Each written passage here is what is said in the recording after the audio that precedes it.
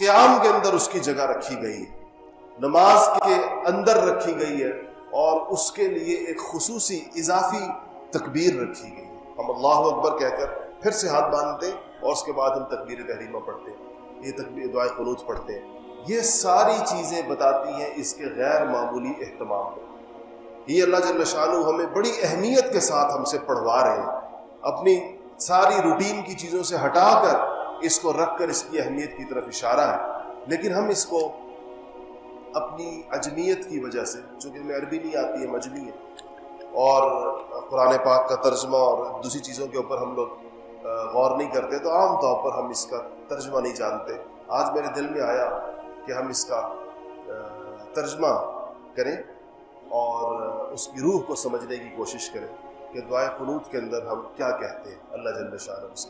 جب آپ اس کو پھر سمجھ کر کہیں گے، آئندہ جب آپ دعائے قنوت پڑھیں گے اور آپ اس کو سمجھ کر پڑھیں گے، تو آپ اندازہ ہوگا کہ آپ اللہ جل شانہ کے ساتھ کس قدر عہد و پیمان باندھ رہے ہیں۔ اس کے اندر آپ اللہ تعالیٰ کے ساتھ اپنے کس رشتے کا اظہار کر رہے ہیں، اپنے اور اللہ جل شانہ کے درمیان جو عبدیت کا اور جو غلامی کا رشتہ ہے، اس کا کن الفاظ کے اندر اظہار کر رہے ہیں۔ تو ہم اس کو شروع کرتے ہیں، اللہم انا نستعینک۔ استعانت کہتے ہیں مدد مانگنا۔ ایاک نعبد و ایاک نستعین، یہ وہی لفظ ہے جو نستعین کا لفظ ہم سورہ فاتحہ کے اندر پڑھتے ہیں۔ تو اللہم انا نستعینک، گویا ہم یہ کہتے ہیں کہ یا اللہ ہم تجھ سے مدد مانگتے ہیں۔ گویا کہ ہم جب دنیا کے اندر تیرے علاوہ کسی کو اس قابل نہیں سمجھتے، کسی کا یہ مقام اور مرتبہ نہیں سمجھتے، کسی کی یہ حیثیت نہیں سمجھتے کہ اس سے مدد مانگی جا سکے، جب ہمیں ضرورت ہوتی ہے یا ہمیں ضرورت نہیں بھی ہوتی، ہماری مدد کا اگر کوئی مرکز ہے اور کوئی ٹھکانہ ہے اور کوئی جگہ ہے ہماری امیدوں کی، ہماری توقعات کی، تو وہ یا اللہ تیری ذات ہے، ہم تجھ سے ہی مانگتے۔ وَنَسْتَغْفِرُكَ، استغفار، اور ہم تجھ سے مغفرت طلب کرتے ہیں۔ مغفرت کا مطلب ہوتا ہے گناہوں کی بخشش طلب کرتے ہیں۔ گویا کہ دنیا کے اندر وہ کون سا انسان ہے جو یہ کہہ سکے کہ میں نے گناہ نہیں کیا؟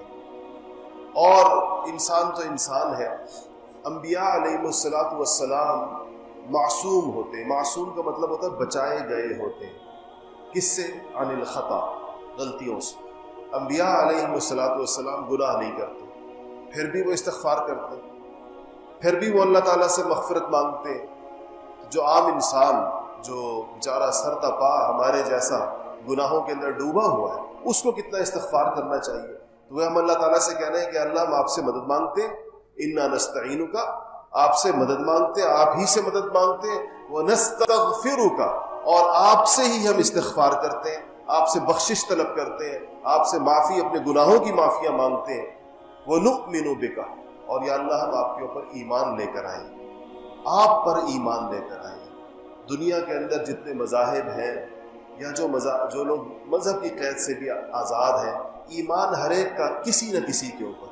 بعض لوگ اپنے اوپر ایمان ہے، افرأیت من اتخذ الہہ ہوا، قرآن کہتا ہے کہ بعض لوگ اپنی خواہش کو اپنا معبود بناتے ہیں، ان کی خواہش جس چیز کے بارے میں ہوتی ہے وہ اس کو بڑا سمجھ رہے ہوتے ہیں، اور بت پرست بتوں پر ایمان لاتے ہیں، اور ستاروں کی عبادت کرنے والے ستاروں پر ایمان لاتے ہیں، درختوں کی عبادت کرنے والے درختوں پر ایمان لاتے ہیں، اور آگ کی پرستش کرنے والے آگ پر ایمان لاتے ہیں، سورج کو ماننے والے سورج پر ایمان لاتے ہیں۔ اس دنیا میں جہاں ایمان لانے والے اس قدر مختلف لوگ ہیں، ہم یہ کہہ رہے ہیں کہ یا اللہ ہم تجھ پر ایمان لا، نؤمن بک۔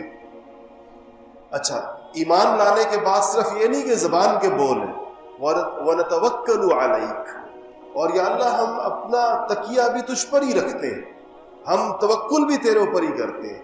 ایک ہے استعانت، وہ جو پیچھے مدد مانگنے کی بات گزری، اور ایک ہے توکل۔ توکل کا مطلب ہوتا ہے امیدیں اور توقعات۔ توکل کا لفظ وکیل سے نکلا ہے۔ وکیل کا مطلب کیا ہوتا ہے؟ آپ دنیا میں جس کو وکیل کہتے ہیں، وکیل کا مطلب ہوتا ہے اپنا معاملہ کسی کے سپرد کر کے اطمینان، بے غم ہو جانا، اپنے معاملہ کسی اور کے حوالے کر دینا کہ وہ اس کو کرے گا، اور خود اس پہ اعتماد رکھنا اور یقین رکھنا کہ وہ مجھ سے زیادہ۔ آپ دنیا کے اندر وکیل کیوں کرتے ہیں؟ اس لیے کہ آپ یہ سمجھتے ہیں کہ آپ کا مقدمہ آپ سے زیادہ بہتر طریقے کے ساتھ یہ بندہ لڑ سکتا ہے، اسی کو وکیل کہتے ہیں۔ اگر آپ کو پتہ ہو کہ یہ وکیل اتنا نالائق ہے کہ یہ میرا مقدمہ مجھے ہرا کر رہے گا، تو آپ کبھی بھی اس کو وکیل نہیں کریں گے، اس امید پر کرتے ہیں کہ حالانکہ مسئلہ آپ کا ہے، بات آپ کی ہے اور حق آپ کا ہے یا ظلم آپ پر ہوا ہے، لیکن آپ ایک عام بندے کو جس کا اس سے کوئی تعلق نہیں ہوتا اس کو جا کر پیسے دیتے ہیں کہ جاؤ تم میری طرف سے تم لڑو۔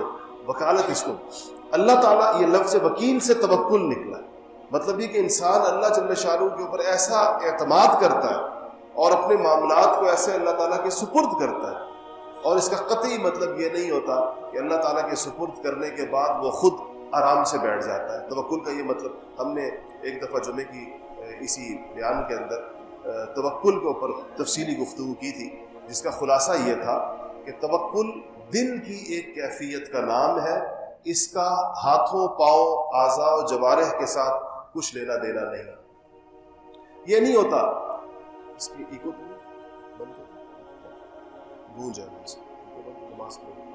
تو یہ نہیں ہوتا کہ انسان توکل کا مطلب یہ سمجھا جائے کہ آدمی کام نہیں کرے گا، یہ کسی سے یہ محنت مزدوری نہیں کرے گا، یہ کوئی محنت مشقت نہیں کرے گا، کیونکہ کام کرنا، محنت کرنا، مزدوری کرنا یہ تو ہاتھ پاؤں کا کام۔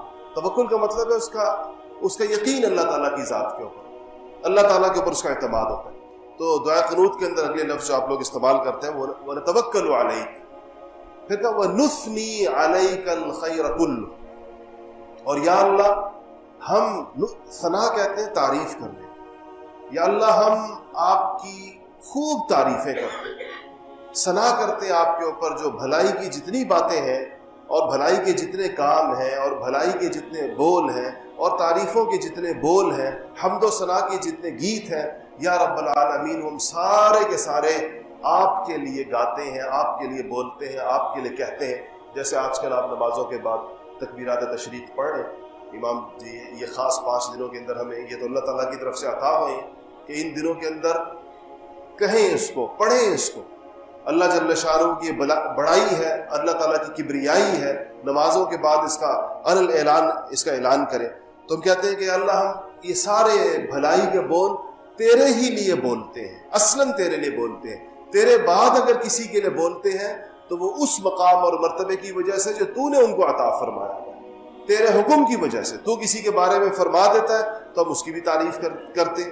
ہمیں کہا گیا ہے کہ کوئی تمہارے اوپر احسان کرے تم اس کا شکر ادا کرو، تو یہ ہمیں تو اللہ کا حکم ہے۔